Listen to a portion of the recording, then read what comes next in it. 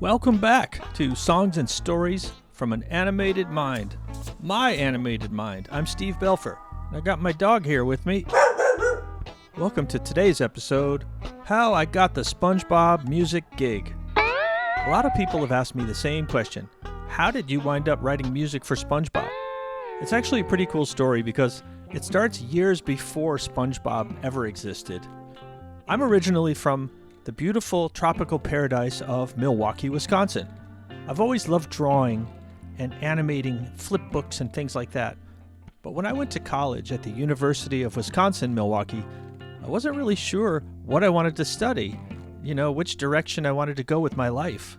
I remember meeting with a guidance counselor, and they gave me a piece of advice that I'll never forget, and I'll pass it on to you. They said, look through this course description catalog and take the class that sounds like it would be the most fun.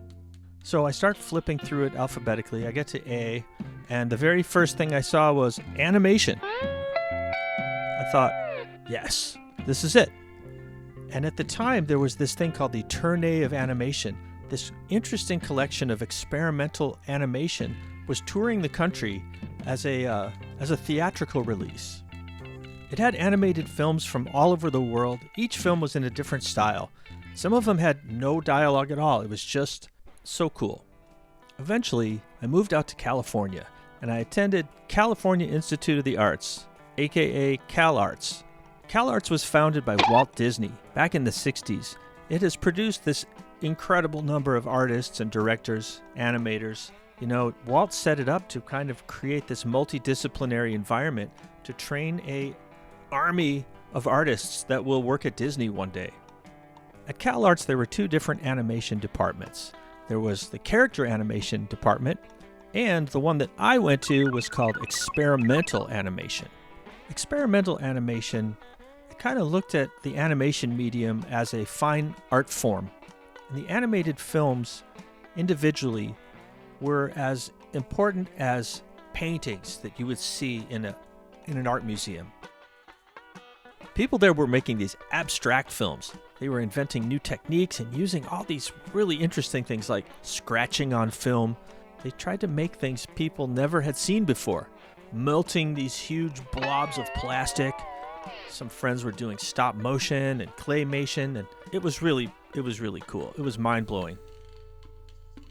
Our department chairman was Jules Engel, and he was always encouraging us to think as artists. And one day he'd say, watch ballet, but watch the ballet frame by frame. It was all about movement. It was a really supportive place to learn also. So on my first day at CalArts, I met this group of people who have become lifelong friends. There's a bunch of people, but, Carlos, Chen Yi, Ruth, Lisa, Guj, Dave, Sheila, Mark, Christine. The list goes on. But there was another student named Steve as well. He was Steve Hillenburg. And since there were two Steves, and he was 7 years older than I was, they called him Steve 1, and I was Steve 2.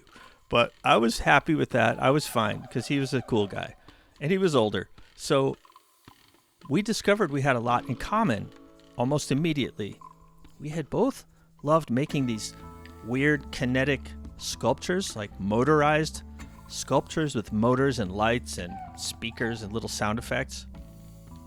I was wearing my favorite t-shirt that had Jacques Cousteau's Calypso logo on it because we were both interested in science. I never studied it, though. It was just an interest for me. His dad loved VWs, and my dad loved little British sports cars. And we just clicked. And one of the cool things about that environment is we helped each other. So every student had to create this thesis film in order to graduate. Like if you're studying to be a doctor, you have to do your doctorate. But if you're studying to be an animator at CalArts, you have to make a film. So we would help each other, if somebody needed music for a film or if they needed help shooting with the animation camera or sound, you picked who you wanted to help and you pitched in.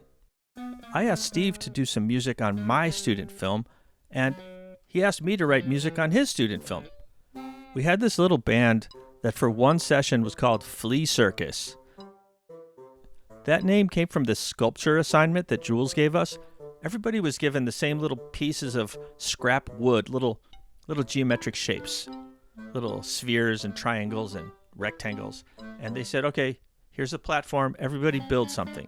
I'm kind of the same now as I was back then because my plan was to make mine look different than everybody else's. So I went micro. I decided to make this tiny little sculpture, and I called it Flea Circus. The name stuck. And we used that name to do this kind of middle school, crappy marching band style music. So years go by, we graduate, we both start working in animation. Steve's working on TV, and I'm doing like early computer stuff. So one day Steve called me and he said something like, hey, I'm working on this pilot, wondering if you'd be interested in writing some music for it. And of course I said, yeah. And I didn't really know what SpongeBob would become. None of us did. This was just Steve's project, and I wanted to be part of it.